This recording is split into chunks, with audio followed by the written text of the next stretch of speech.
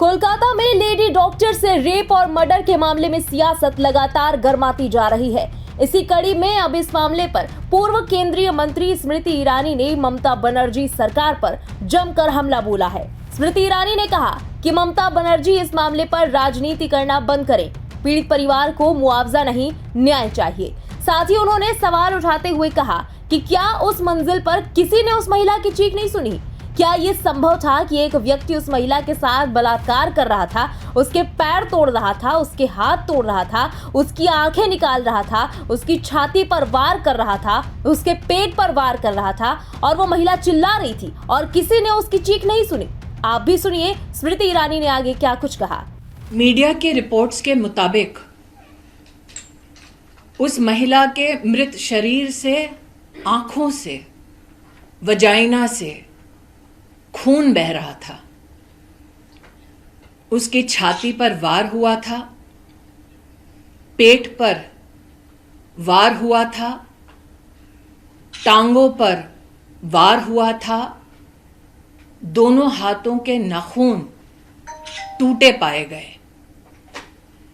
निश्चित रूप से जब उसका बलात्कार हो रहा था, वो महिला अत्याचार से जूझ रही थी। सवाल ये उठता है कि क्या किसी ने उस फ्लोर पर उस महिला के चिल्लाने की आवाज को नहीं सुना? मीडिया की रिपोर्ट्स के अंतर्गत ये भी जानने में आया है कि 150 mg सीमन उस महिला में पाया गया। क्या ये एक रेपिस्ट का काम है? क्या ये संभव था कि वो व्यक्ति उस महिला को रेप भी कर रहा था, टांगे भी तोड़ रहा था, हाथ भी तोड़ रहा था, आंखें फोड़ रहा था, छाती पे मार रहा था, पेट पे मार रहा था, वो महिला चिल्ला रही थी और ना कोई सुन पाया, और ये सारा कृत्य उस एक रेपिस्ट ने अकेले किया? वो कौन है जिसकी वजह से अस्पताल में वो रेपिस्ट आश्वस्त था कि वो रेप करने के बाद घर लौट सकता है? वो कौन है जिसने इतने जघन्य अपराध के बाद भी अस्पताल के उसी फ्लोर पर रेनोवेशन जारी रखा? क्राइम सीन कितना बड़ा है? अस्पताल में ये किसने डिसीजन लिया? वो कौन है पुलिस में जिसने इस महिला के माता पिता को फोन कर कर ये कहा कि लड़की ने आत्महत्या की है? उस ऑफिसर के खिलाफ अब तक क्या कार्रवाई हुई है? उस ऑफिसर को किसने निर्देश दिया, इंस्ट्रक्शन दिया कि वो लड़की के माता पिता को ये कहें कि सुसाइड हुआ है?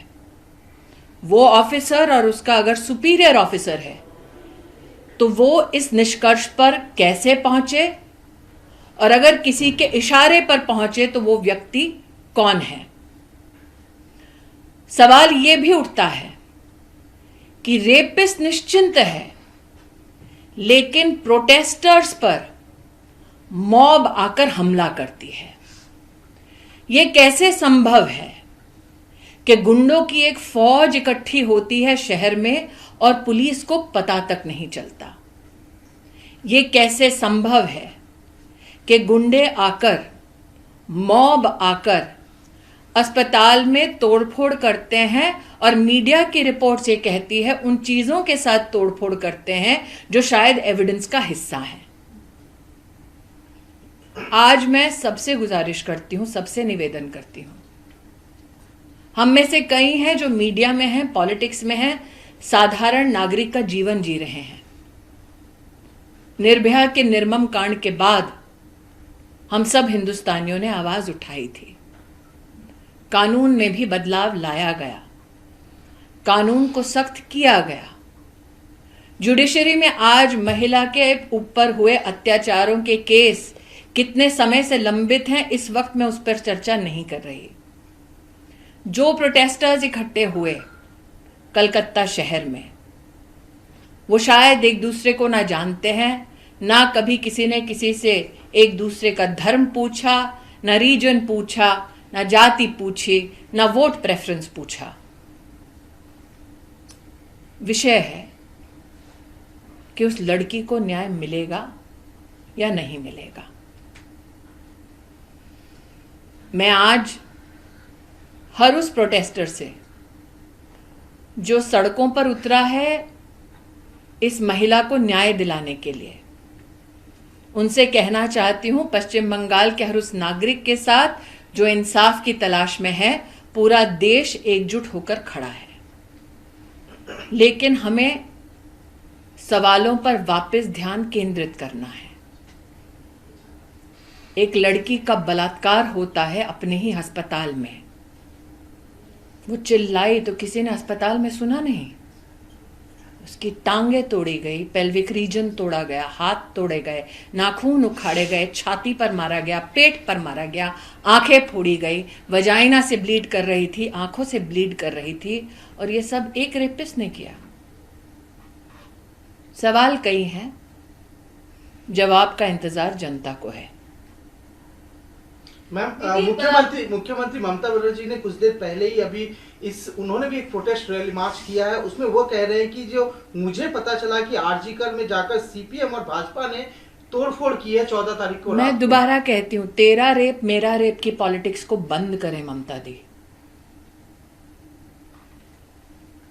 क्या अब लड़की के बलात्कार के लिए, उसके इंसाफ के लिए हिंदुस्तान की जनता तभी आवाज उठाएगी उस लड़की की और उस प्रदेश की पॉलिटिक्स को देखकर?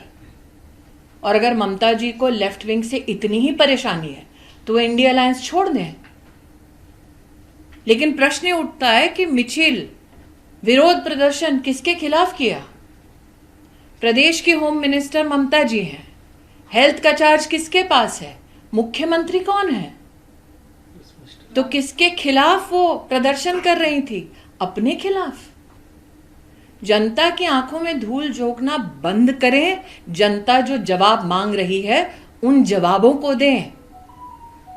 किसके आदेश पर यह कहा गया कि लड़की ने सुसाइड किया था?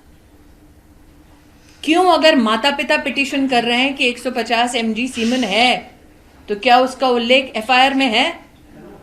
किसने मॉब को अलाउ किया एकत्रित हो और प्रोटेस्टर्स को पीटे? प्रोटेस्टर्स अनसेफ हैं, रेपिस्ट और मॉब सेफ है। ये कहां का न्याय है?